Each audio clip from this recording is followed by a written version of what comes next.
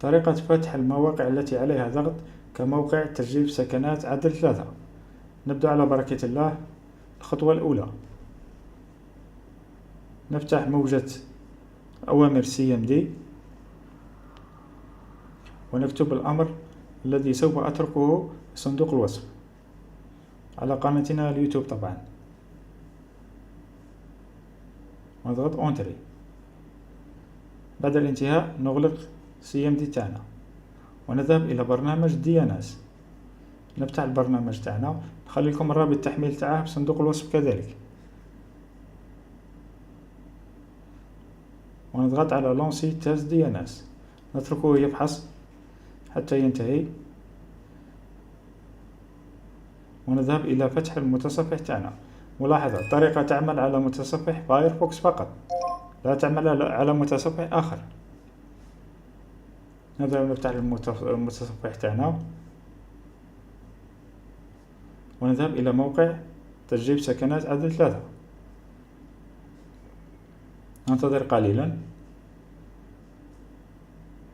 إن لم يعمل الDNS الأول معنا نذهب إلى اختيار الDNS الثاني حتى نجد الDNS الأفضل. نضغط على Appliquer DNS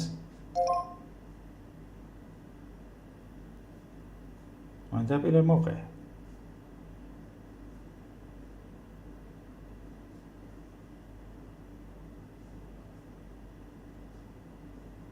إن لم يعمل الDNS الثاني سوف نذهب نختار الDNS الثالث. ملاحظة كذلك، نختار الDNS التي بالأخضر فقط. نضغط Appliquer DNS، نذهب إلى الموقع. كما ترون فتح الموقع بسرعة، يعمل جيدا.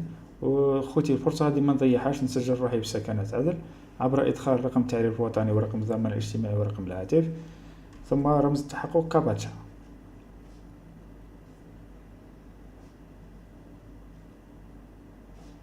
الموقع يعمل جيدا، ليس هناك أي مشكلة. نضغط على التحقق من صحة المعلومات، ننتظر قليلا.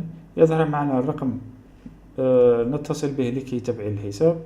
وربي يسهل لكم خوتي، ما تنسوش دعمونا بجيم واشتراك وبارطاجي الفيديو.